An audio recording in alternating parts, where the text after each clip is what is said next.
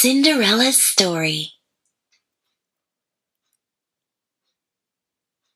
Once upon a time, there was a kind girl named Cinderella.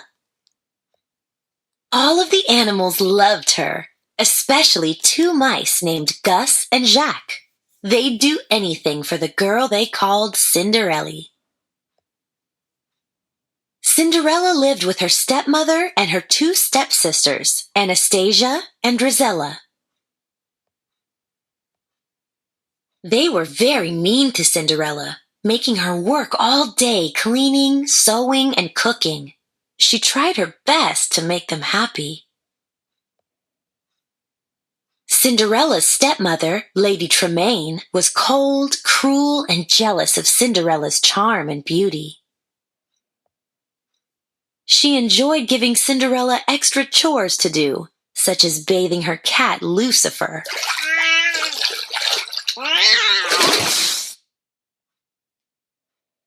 One day, a messenger arrived with a special invitation. There was going to be a royal ball at the palace.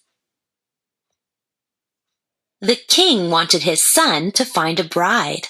Every young woman in the kingdom was invited, including Cinderella. Cinderella was very excited about the ball.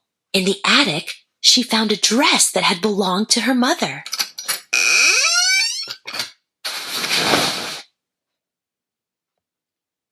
It was a bit old-fashioned, but Cinderella could make it beautiful. Lady Tremaine didn't want Cinderella to go to the ball. She wanted the prince to meet Anastasia and Drizella. Maybe he would marry one of them. Lady Tremaine kept Cinderella busy with chores that would take her all night to finish. While Cinderella was working, the mice and birds fixed her dress. They added ribbons and beads that the two stepsisters had thrown away.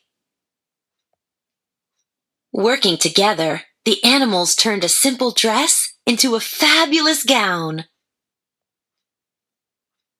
Cinderella was overjoyed when she saw the dress. Now she could go to the ball. "Oh, thank you so much," Cinderella said to Gus, Jacques, and the birds. When the stepsisters saw their old ribbons and beads on Cinderella's dress, they flew into a rage. They ripped the dress and pulled off the beads. Lady Tremaine didn't stop them.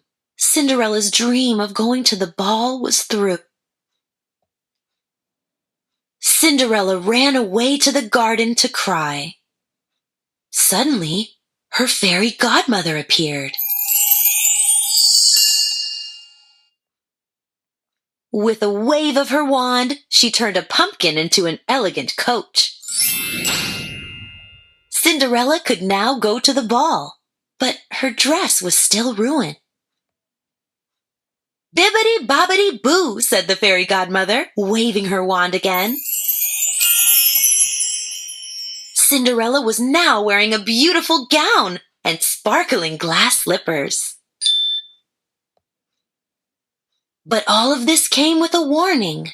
When the clock struck midnight, the magic spell would wear off. At the ball, Prince Charming couldn't take his eyes off Cinderella. The orchestra played, and the prince began to dance with the wonderful girl whose name he still didn't know. For Cinderella, the night was a dream come true. Before too long, the clock began to strike midnight. "Goodbye," Cinderella said, hurrying away. "Come back," called the prince. "I don't even know your name."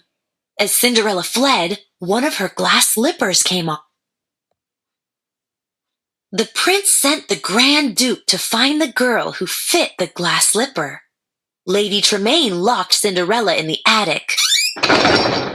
But Cinderella's mouse friends freed her. Then Lady Tremaine tripped the Grand Duke, and the glass slipper shattered. But Cinderella had the other in her pocket, and it fit. Cinderella and the prince were soon married. Everyone rejoiced, including Cinderella's mouse friends, who wore special outfits to the wedding. Filled with joy, Prince Charming and Cinderella lived happily ever after. The end. Thank you for watching. Please like and subscribe.